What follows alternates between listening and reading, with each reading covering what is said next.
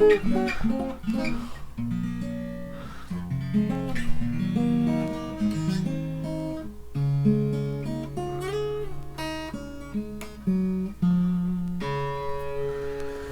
is one of those companies, folks, that you have to get beyond the cheap tier of instruments to get to something of quality. I have had and made videos about the entry-level Sawtooths guitars. There's the headstock, and have not been that impressed with them. They're on a par with the Glaries and other sub 100 cheap. I mean, they're somewhat competent, but they're right on the borderline. I mean, I had lots of neck issues with those guitars. You know, you used to be able to pick them up for $70 free shipping. They're more like $120 now. But the entry-level Sawtooth guitars didn't do much for me personally. But when you get to their next tier, what would probably be considered their intermediate stuff, it gets much, much better. This is the Sawtooth STMH-AEJJR. And you've seen something similar to this. I think I did a video on their Parlor some while back, and this is their Jumbo Junior. So you got the nice big bottom end there. They make the rocking world go round. Fat bottom guitars, and slimmer top bouts. So it's kind of almost a cross between a Parlor and a Jumbo, if that's possible, in terms of shape. Solid mahogany top, sort of a semi-gloss finish, herringbone rosette, nice tortoiseshell style pickguard on that, if you can see that in this light. Really nice inlays on this guitar, if I can get you close up. Very exquisite. Matte finished neck, or satin neck, black face headstock. Not crazy about the Sawtooth headstock. It's not quite as bad as the Greg Bennett's, but sort of has that sort of short cut-off look, if you know what I mean. It's not terrible. This is actually a really nice guitar, and it comes with the Precis 2 from Fishman. There's the plug-in details there with the 9-volt down here. These are actually really nice smaller body guitars, and they play really well. Came to me with very little setup to do, which is a completely different story from the other Sawtooth models that I've had in the past. So I do have to report that this is a big step up. However, it's not incremental price difference. These sell for around $350 to $400, maybe a little over $400 on the new market. So it's not like you're just stepping up $50 or something. They are considerably more money than the sub 100 guitars, but you're getting what is a much more competently made guitar, and something that can compare to guitars in that price range, even if you're not familiar with the company name here. Really good rosewood board, real inlays. These are really nice mother of pearl inlays on this guitar.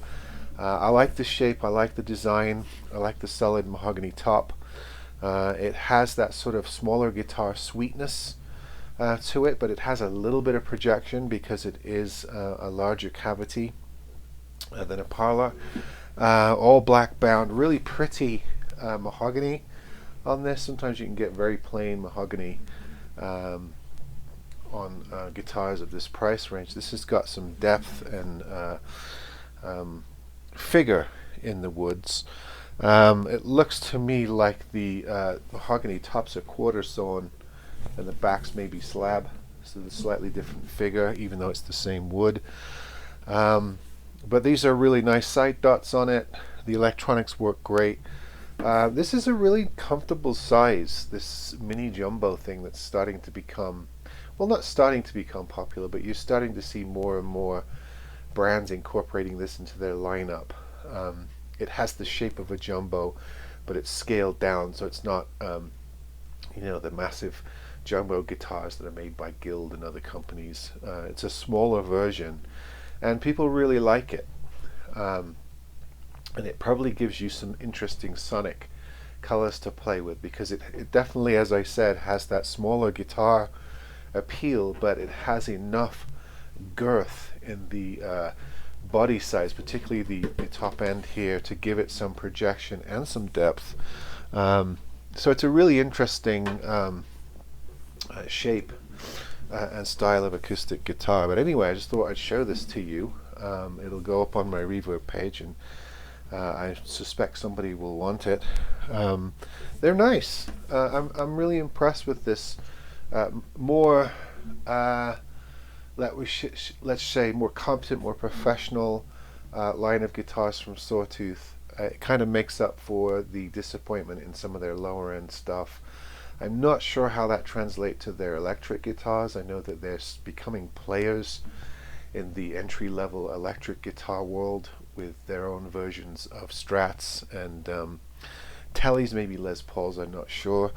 But as far as acoustic guitars go, once you get past the entry-level tier, I'm finding that they make some really nice stuff, and they do actually make some higher-end stuff as well. Some nicer models in the upper echelons, closer to the $600,000-700,000 mark, dollars, of course. But anyway, I just thought to show you this, as it's a little bit interesting and unique. You don't get a mini jumbo coming through every day, so it is nice to take some time and sort of analyze it. Tuners are very standard, as per a lot of these guitars, but they work fine. As I've said in many other videos, often your tuning issues come from nut problems. I see too many videos where people immediately talk about changing the tuners before they've analyzed what's going on with the nut slut situation. I've found that once you groove them properly and remove any binding issues, often the cheap tuners work just fine. They don't have the greatest turning ratio, but they work fine as tuners, and it's not always necessary to go straight to replacing the tuners on some of these guitars. But anyway, that's just a side issue. This is the Sawtooth Mini Jumbo, the STMH-AEJJR, JJR meaning Jumbo Junior. And I'll see you on the next one.